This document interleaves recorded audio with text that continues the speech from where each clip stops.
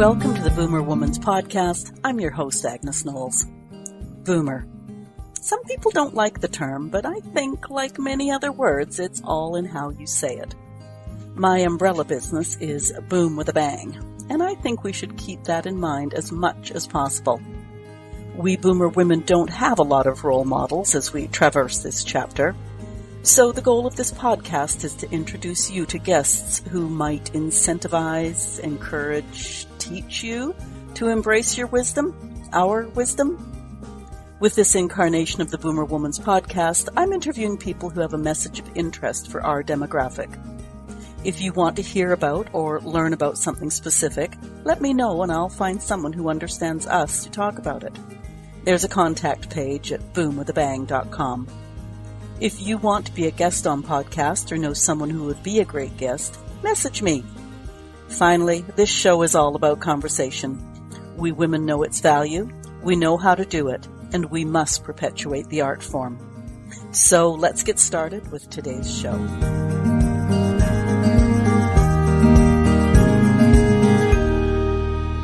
Welcome to the Boomer Woman's Podcast. I'm your host, Agnes Knowles. Happiness. If you're a news junkie, that concept may elude you. If you live in a less affluent neighborhood than some, that concept may elude you. If you hang around with unhappy people, that concept may well elude you. My guest today is on a mission to create greater happiness in the world by teaching individuals and groups the actions and habits of happiness. On her website, it says every success or failure in our lives is related to our relationship with ourselves. Creating a life you love now begins with you. Your beliefs, your thoughts, and your actions shape your physical reality. If you are unhappy with your life as it is, it's time to look inward. I'm big on taking responsibility for myself, so let's get started. Tamara Zoner, welcome to the Boomer Woman's Podcast. Thank you so much, Agnes. It's good to be here. Yeah. I got to start with the obvious question. Tamara, why are you so happy? Because I practice it, Agnes. Okay. That's a great answer. Thank you. Keep going. Okay, so I got on this journey nearly 10 years ago when I was deeply unhappy.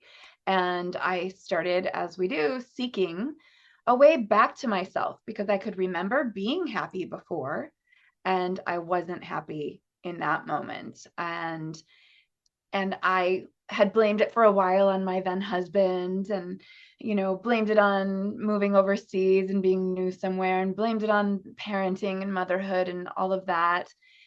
But none of that was the real cause. And so I started getting into personal development and I should say back into it and decided that if none of these other things worked, then I better start looking within. And that really introduced me to this world of taking responsibility for my own happiness.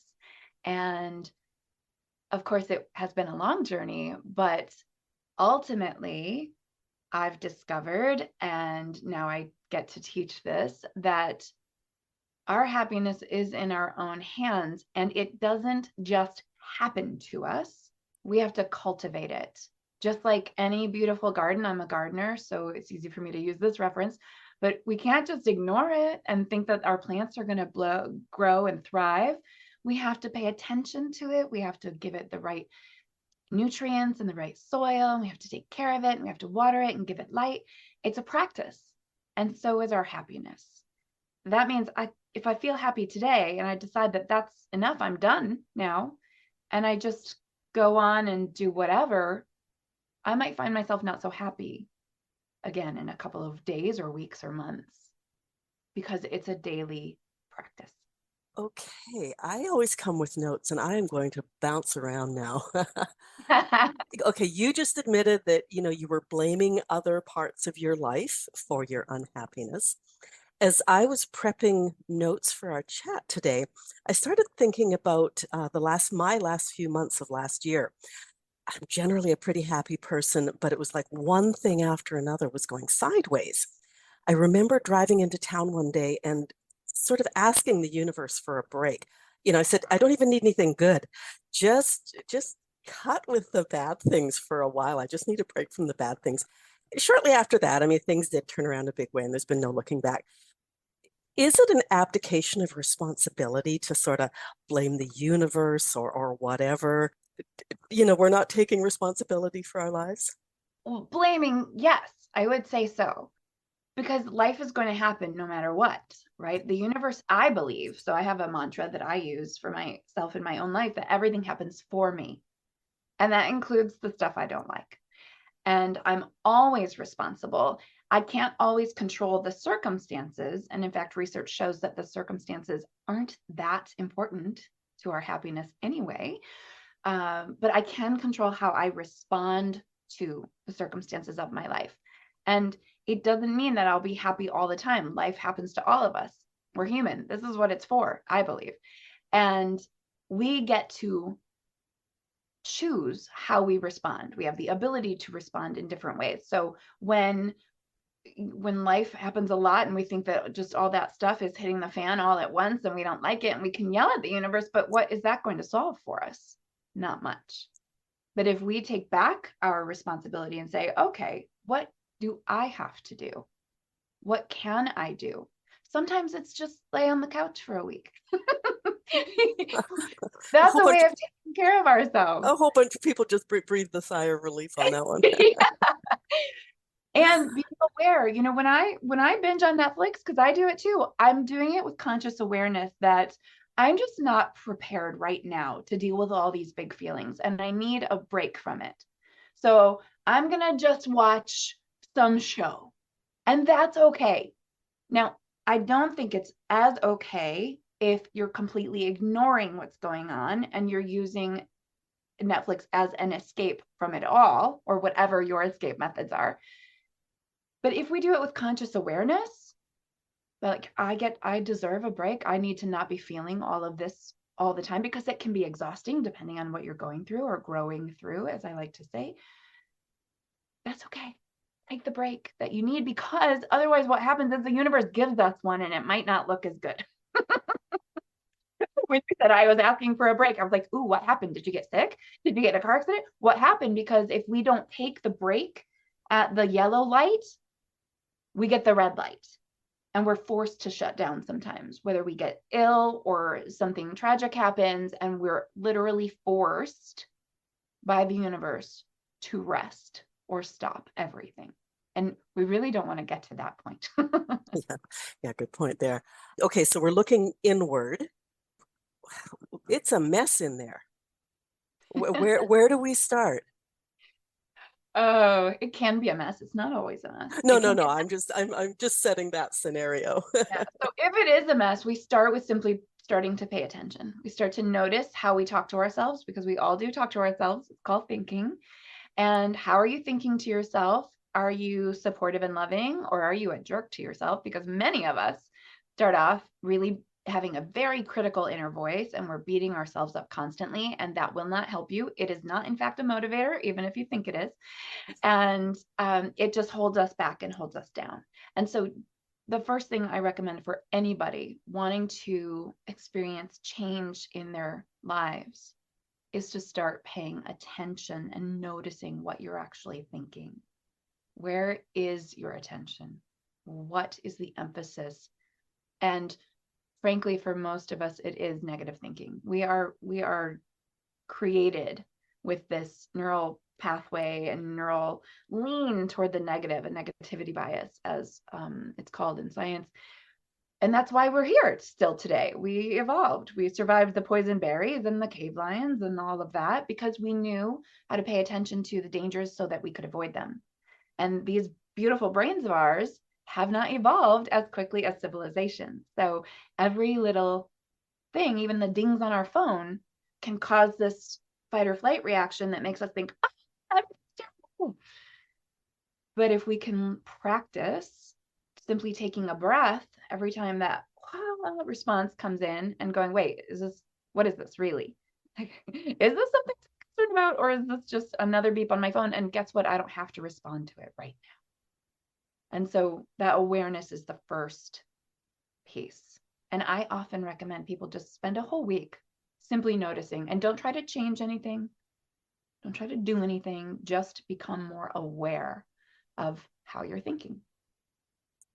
Okay, while I'm setting scenarios, I'm going to start in those negative places just because I think, like those are easy for many people to identify with.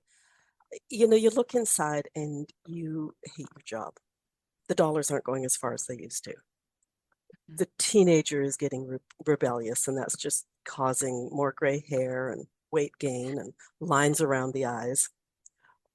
Where do we start to unpack that to find positives?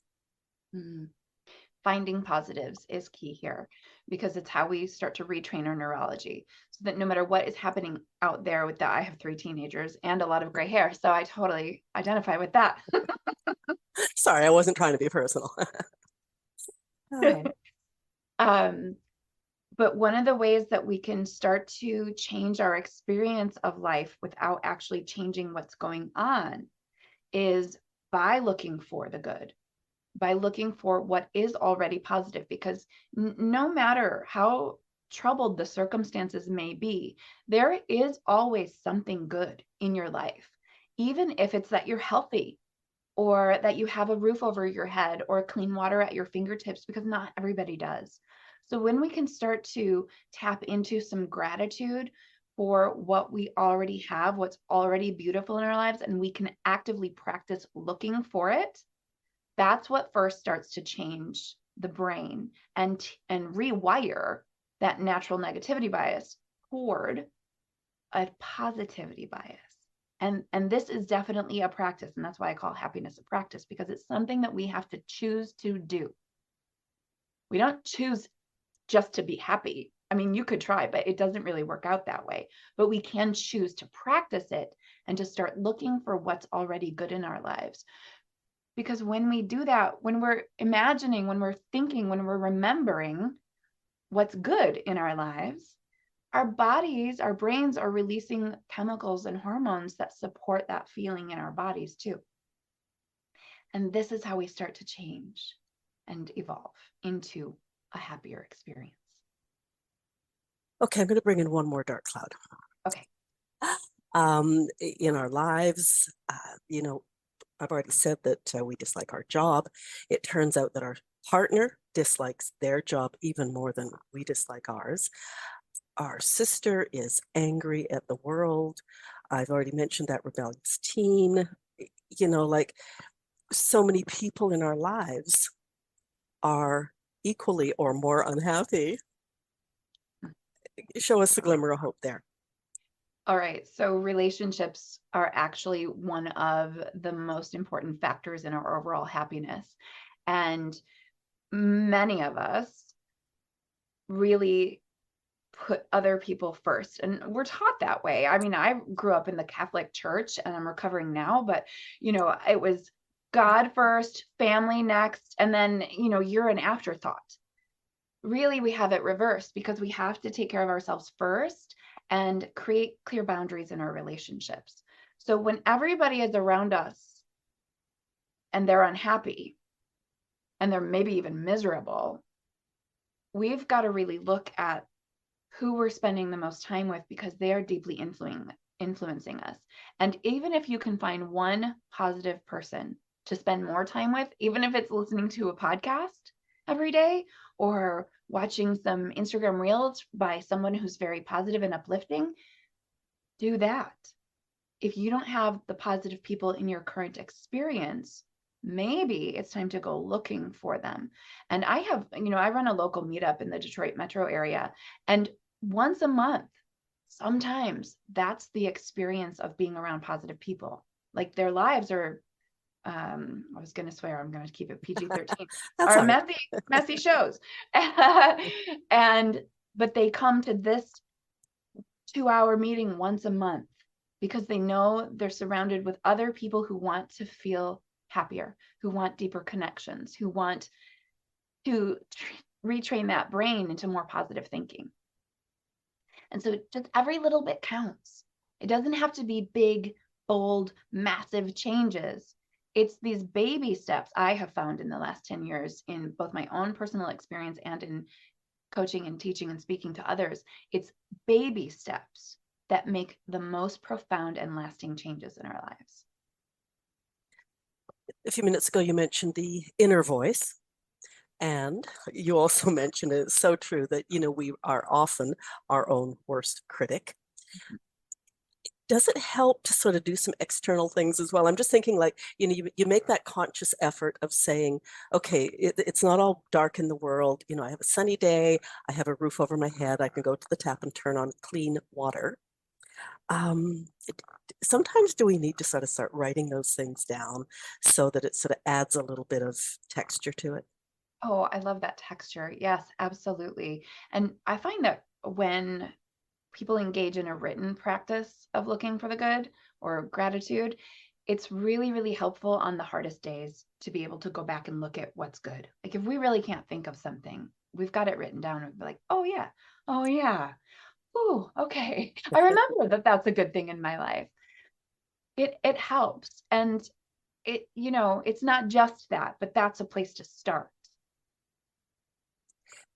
Would it also help that I just remember talking to a few guests who say, look at the stuff that you've learned or that you're capable of, so those are very personal wins. I learned to master the camera on my smartphone. I learned how to come on a Zoom call, that sort of thing. Yeah. Once again, taking note, I guess, of personal things that you've accomplished. Does that? Absolutely, that helps. And sometimes it also helps to ask a trusted friend, hey, what do you see in me? What that's good about me? I'm having a tough day. I could really use a mirror that shows me I'm worth this life. And that requires courage. And it's very powerful to both be able to look at your own accomplishments and then ask others what they see. I need a loving reflection today. Could you provide me one? As you said that, I remember a study I just in the last year sometime where they set mid-aged women off to talk to their circle about the positives. And they were shocked. And this is like it was a general thing. They were shocked with the intensity of the positive responses. So spouses who said, oh my goodness, like you hold this entire family together and you balance the books, like we'd be lost without you. That rebellious teen that says, I know I'm a pain in the butt these days, but like you're always patient, you still drive me where I need to go. Friends who say, like, I know I can count on you completely. And it was just so intense. It's not like, oh, you've got a pretty smile or, you whatever. It was really, really big stuff. So, you mentioned being a little nervous about doing that, but boy, a lot of people might be surprised. So surprised. One of the exercises that I was assigned early on when I was getting my coaching certification was to ask, even just in social media, Facebook friends, what are 3 of my strengths that you can see? And that is an incredibly powerful experience. You're framing the question so Yeah. that you Yeah. get positive Yeah. responses. It's not like, what are 3 of my characteristics? What are 3 of my strengths? Yeah. Yeah. Okay. And when you frame it, you're going to get responses that are very supportive. And that was so powerful for me early in the journey. And then I was able to take, those word clouds and put all of the responses into a word cloud. And I made that a picture that I put up for myself so that I could look at it every day and go, this is what people see. And it was really beautiful and really affirming. And it helped me remember on those harder days that this is who I am. The darkness isn't who we are. The darkness is a cloud, like you said, that comes over us, but we're the light. It's just that sometimes we can't see it for ourselves and sometimes we don't feel it. And as I'm speaking, the sun is coming out in Michigan, which is surprising and amazing. Okay, so we're on our way and we're starting to get a handle on this. And in the same week, the dog dies and our best friend is diagnosed with cancer. So here's the thing. in the practice of happiness is this concept of expansion and contraction. And we are just like trees and flowers and all of nature, which expands and contracts, and so do we. And so one of the practices that is very, very gentle is noting when we need to go within and quiet down and maybe grieve or even be angry. When our dog dies, we're sad. Ignoring that is not going to make us happier. It's just going to store crap in our bodies. I like to say that if you feel it, you heal it and release it. And if you ignore it, you store it and it waits around for you to actually deal with it. So you get to be sad. This, when I talk about happiness, I take the definition from Marcy Shimoff's Happy for No Reason book. And it is an inner state of peace and well-being that doesn't depend on circumstances. It doesn't say that I'm skipping through fields of sunflowers shouting for joy all of the time. It's an inner state of peace and well-being that no matter what's happening outside, if my dog dies, if my teenager is a jerk, if my ex blows a fuse and the kids call me crying, that's part of life. And I get to feel my authentic response to it. And because I've practiced these habits of happiness, because I practice allowing my feelings to be felt, I know that I'll be okay. I know that I'm going to come back into expansion when I'm ready, when I've fully felt my feelings and given them their voice. And then I make the choice, you know what? Oh, I'm ready to expand again. So maybe I call a friend or turn on some really good music or whatever tools I love to use to help me move back into this expanded state. And you can practice this feeling, right? So that you become more aware. When I'm doing workshops or one-on-ones with people, I'll actually have them curl up into a ball and make a frowny face and try to say, I feel happy. And notice how incongruent that is. And then do the opposite, open up and expand and then say, I feel depressed, and it doesn't work. And so the whole point of this human life is to allow that natural contraction, expansion cycle to flow. Sometimes it takes just seconds. Sometimes it takes weeks or months.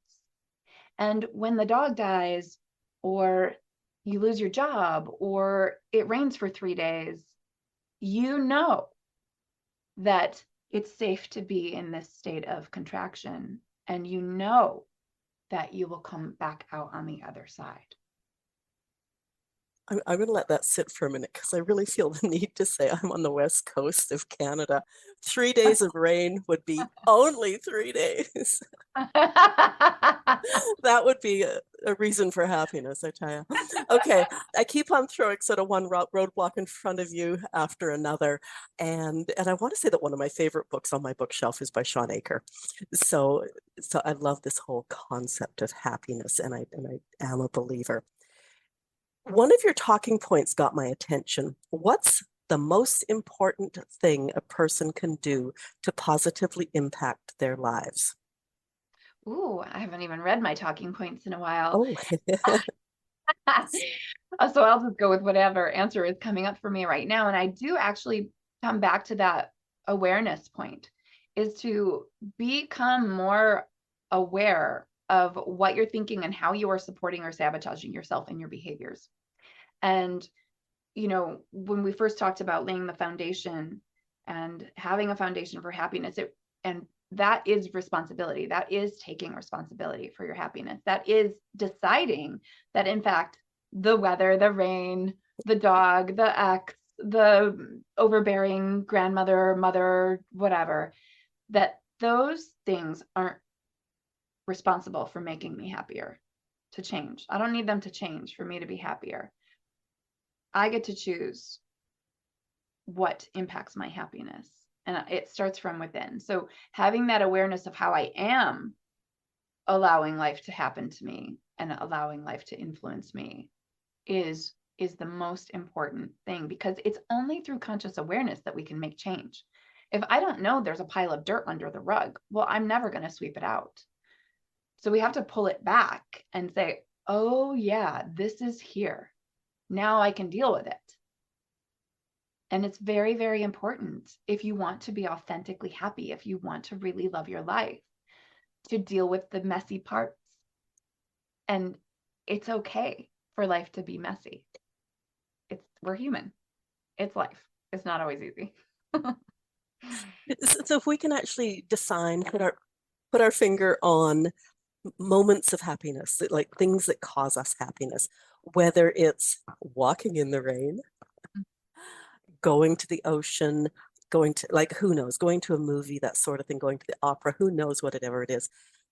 Should we actually be, if there's external things that would help us in our journey to happiness, should we be putting those on the calendar? Oh, heck yes. I talk to so many people who are unhappy and don't really feel alive anymore.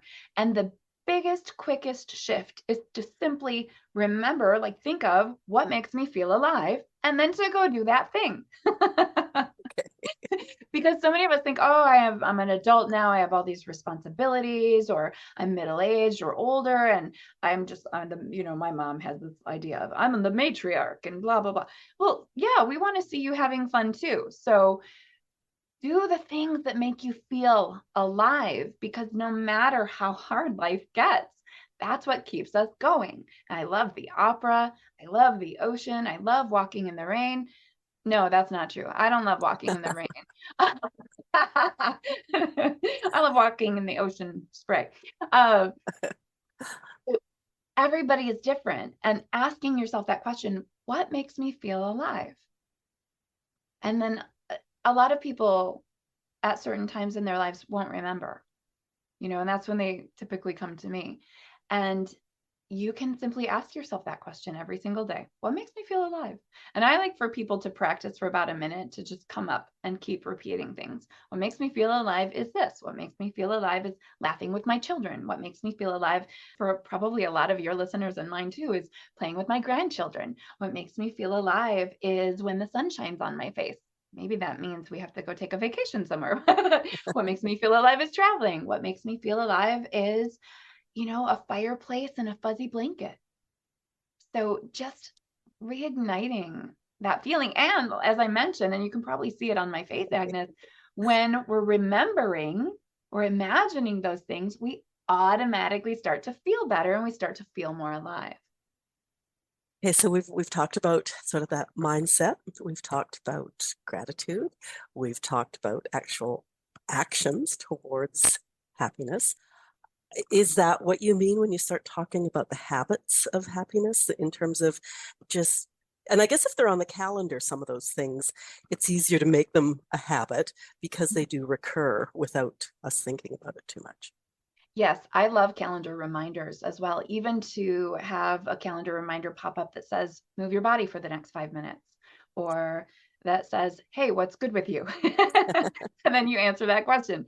Yes, these practices, these habits of happiness are what can help our everyday experience become more joyful and fulfilling, no matter what is happening in our lives. In fact, I just want to share with you and your audience that the research shows that external circumstances only impact 10% of our overall happiness.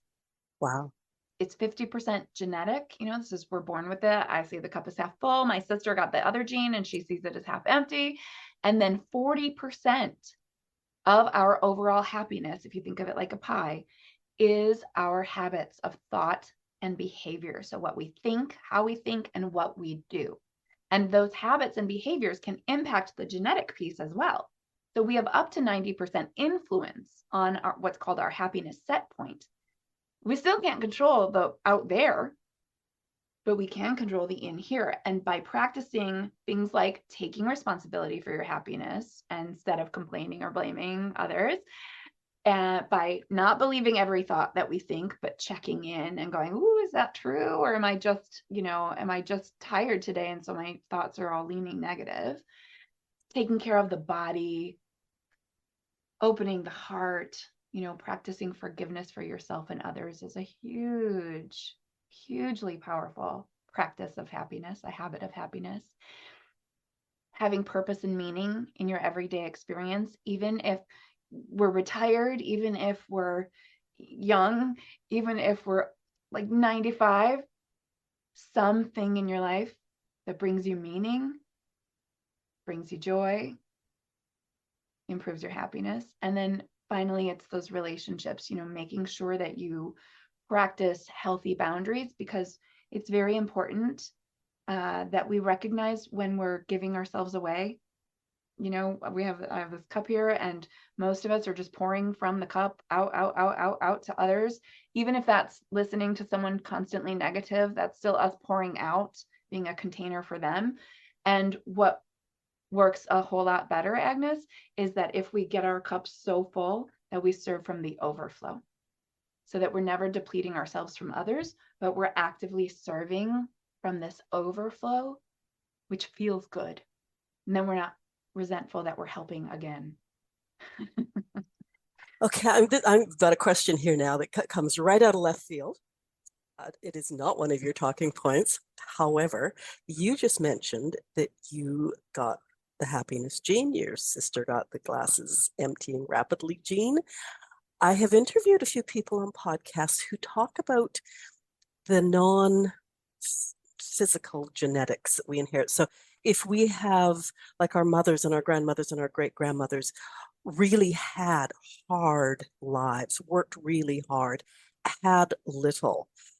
So almost that whole feeling of life is hard, I'm not meant for plenty, that sort of thing that comes down through the generations. Does looking back and acknowledging that help us start to turn it around so that we can live in a place of joy? I absolutely believe that it does. I think it's very important to recognize where we've come from and why the people who have been our programmers, so to speak, our parents and grandparents, are the way that they are. In fact, I just finished a beautiful book, fiction book, and it was about this woman who went to India when her grandfather that she had never met passed away, because her mother refused to tell her anything of her own childhood or the family. And so she went and she uncovered her whole history, and it enlightened her as to why her mother was the way that she was, and therefore changed her own experience of their relationship. And when we do that, when we look back and we say, oh, well, this generation went through these wars or this famine or this depression, it enables us to be more gracious and also recognize that their stuff isn't ours anymore. And when we can recognize that what we're taking on is in fact someone else's emotional journey, then it frees us up to release it. And that doesn't just include past generations, but the ones after us too, right? I talk to a lot of parents. I am a parent, and one of the hardest things for us to do as parents is to separate ourselves from our children and recognize what's theirs and what's their journey and what's our journey. And we're so much more effective when we can let our kids live their own lives and learn from their own experiences instead of trying to fix or change or protect all of the time. And so we can't change the past either. So it's a whole lot easier to just recognize and acknowledge that this has impacted my present. And it doesn't have to, because it doesn't exist now. There we go. I left that pregnant pause on purpose. Okay, so you have brought us, theoretically, to a more positive place. We can feel happy, left curve ball comes in from left field and we go like, okay, got that, put it down. You also mentioned the glass and working or giving from the overflow. But what if, or how, I'm trying to figure out how to phrase this. How do we move into our happiness and then share it, spread it about? So it's not like we're, giving to our sister who's just needy, but we are actually being a role model. But how do we be a role model for a happier person? I love that question. We really have to walk our talks and live that. When I have been told, and it's taken me years to finally fully embrace and receive these words, but I am told often that just being in my presence makes people feel better. And for a while that was like, what? But it's because I really live what I'm sharing and I practice it. So life is not, show and tell from back in the elementary school days. Life isn't tell. Life is show. We try to tell. We tell a lot on Facebook, on social media. We tell a lot. Like, oh, here's my amazing life. But who we are shows.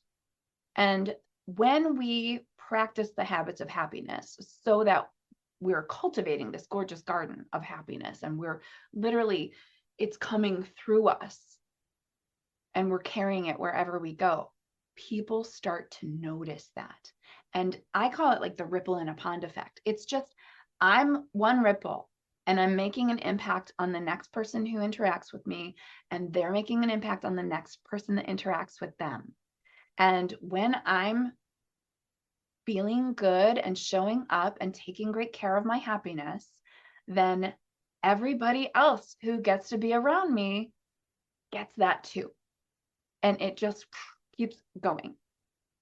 And that's what I love about this practice. And that's why I think it's so important that people do practice happiness, because a lot of us are complaining about the world, but it would be a better place if more of us really took responsibility for and practiced happiness.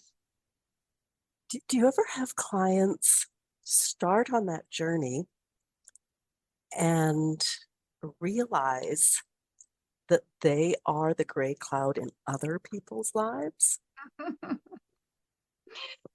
I'm trying to think if I've had anyone, most people are in a blaming position when they first come, like, oh, all these things need to change. Those people need to change, and then I'll be happier.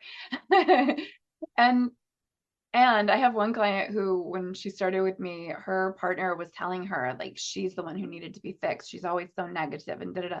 So she really looked inward and tried to see. And now a year later, he's still telling her that, but she's not that anymore. His perspective hasn't changed, but hers has dramatically shifted.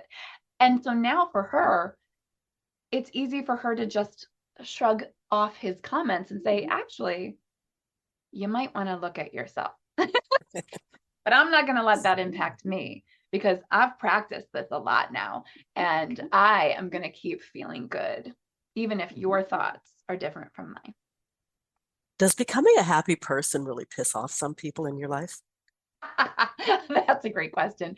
I have a funny slide that I share in presentations, which is happiness, this weird thing that makes other people uncomfortable and upset. And she's like skipping through a rainbow,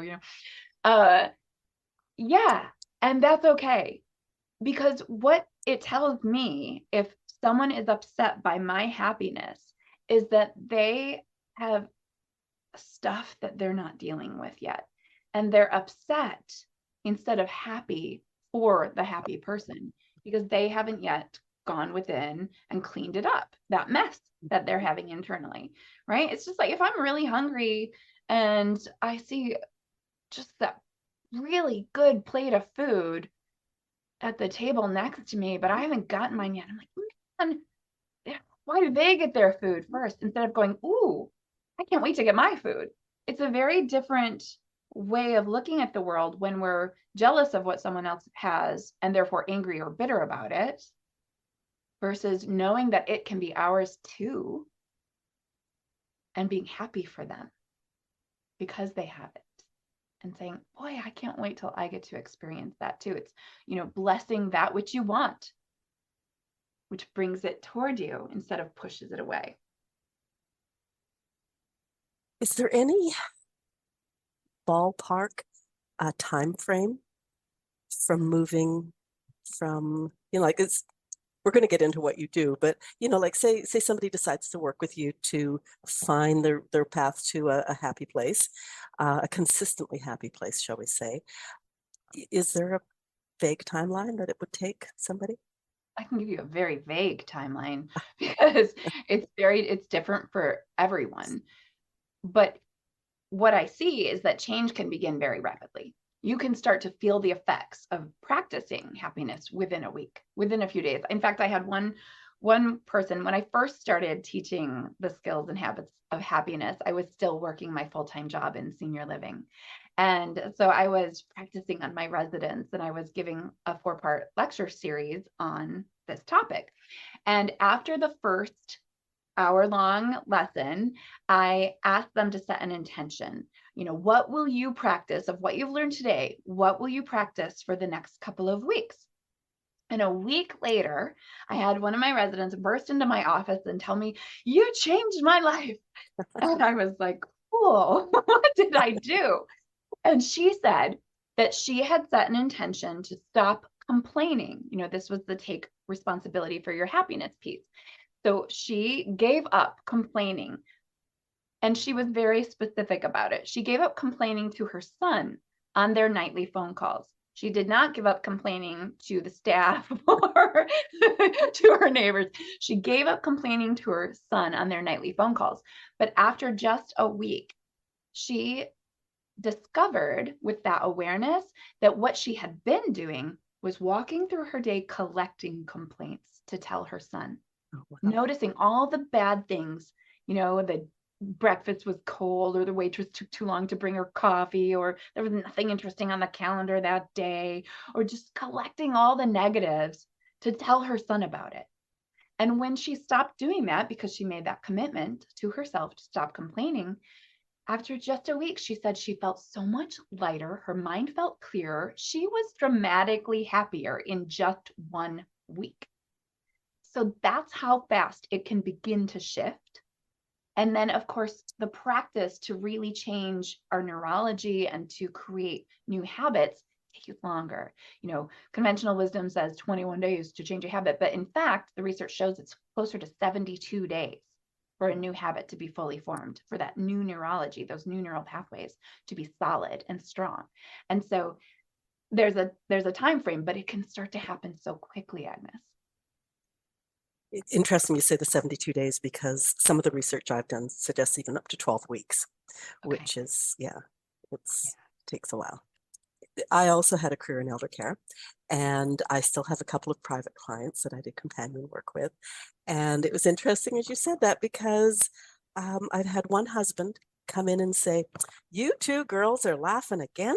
You're always laughing," which is great, And then another, the family of contacted the client's husband and said, can't Agnes work some more shifts, because mom is a totally different person when Agnes is there, so it was like, oh good, I'm bringing the joy to somebody. Yeah, So, I love that. yeah, It's yeah.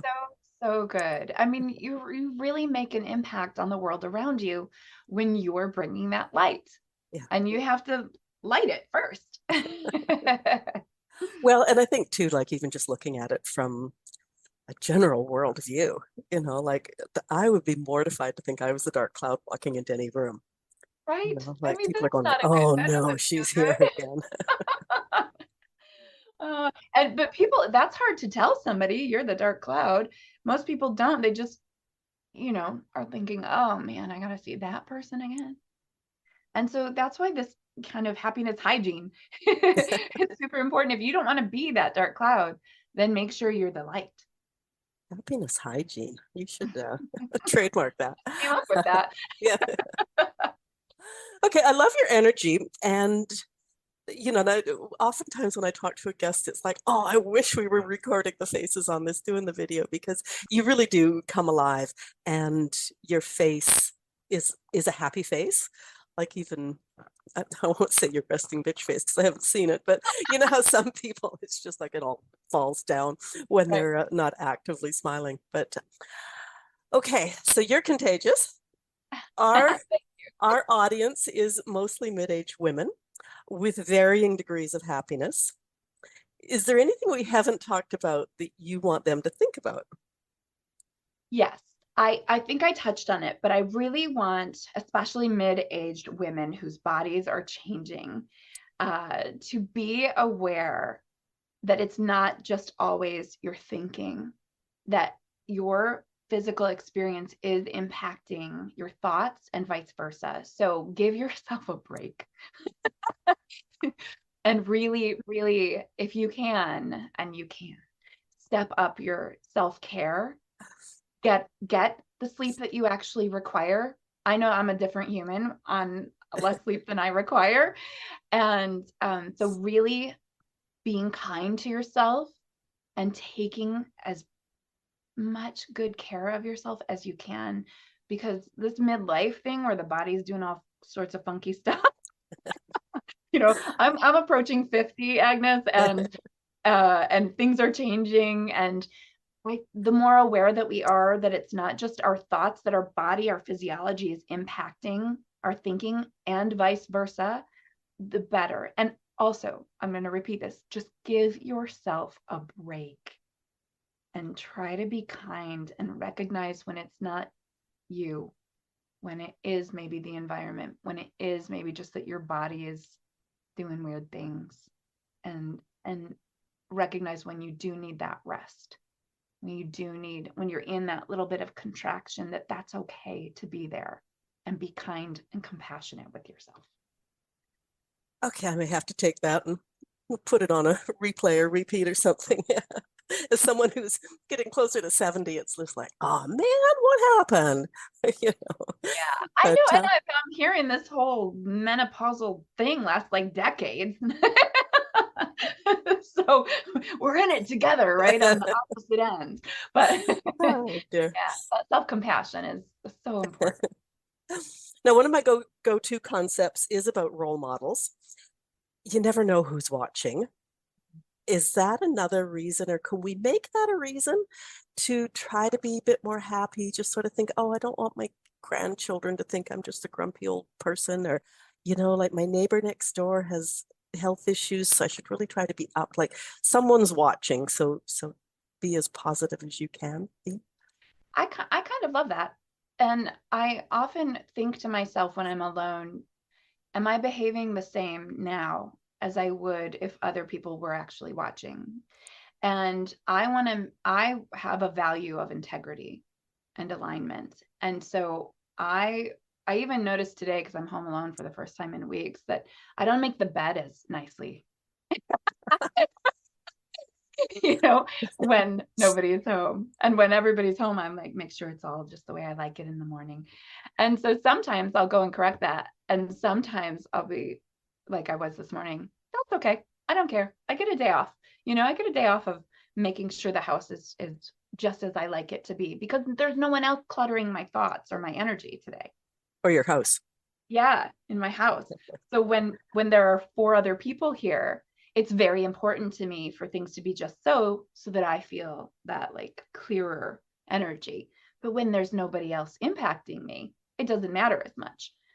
But what does matter is that I'm still taking care of myself. And if it helps you to think that somebody's watching, well, depending on your spiritual beliefs, it just might be true. Right? If my Grams is watching how I take care of my home from the heavens above, then that matters to me, because she was my favorite human, and she still is today, even though she's been gone 9 years. So yeah, if it helps you to think someone's watching, there's going to be a life review, I better show up my best, then do it. You keep on popping these words in that bring another little thought cloud into my brain. But you talked about clutter around the house. I have really noticed the correlation between, I think it happened years ago. I was fundraising chair for Special Olympics, and I was collecting a whole bunch of things for this big raffle we were having. And I realized that I could barely move in my office, and I had stacks of things, and I was feeling agitated, and like getting to a happy place was really a struggle. Clutter in our lives affecting ourselves. Can you talk to that for a second? Oh, absolutely. Everything is energy. And so when our space that we live in is clean and clear, we have more energy. And when it's cluttered and messy and overwhelming, it's like, stacking on our shoulders, and everything feels heavier and harder. And so a clean home is not just looking good. A clean home, a clutter-free home, or a clutter-reduced home, let's be real, is energetically cleansing as well.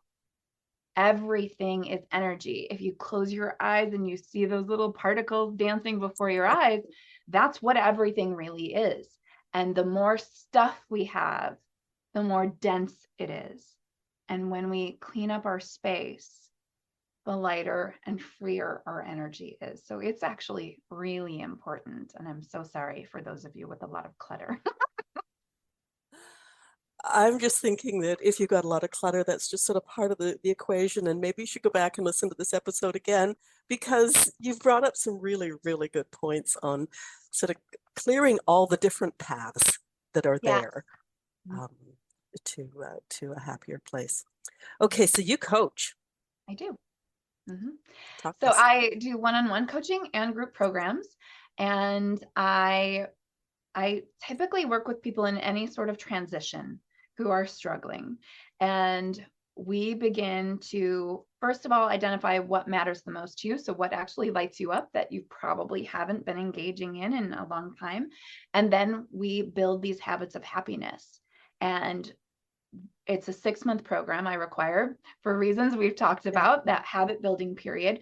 And most people actually renew. So almost 90% of my clients will renew for another 6 months with me because they've noticed the difference. They feel entirely different 6 months after they started, like happier than they've ever been, and they want to keep going. And you can find me at alifeyoulovenow.com. And I offer a free call to get started with so that we can see if we're a good match.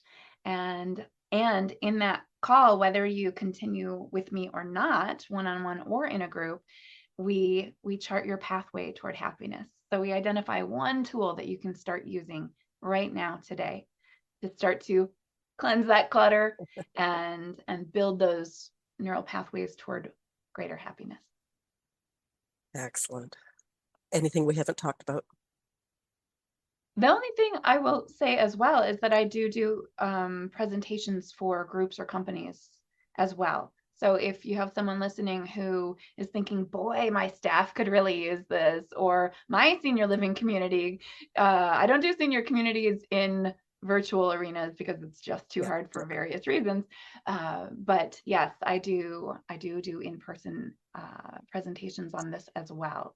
And while it's not going to make the long-lasting impact as one-on-one work would make, it still can change lives. So.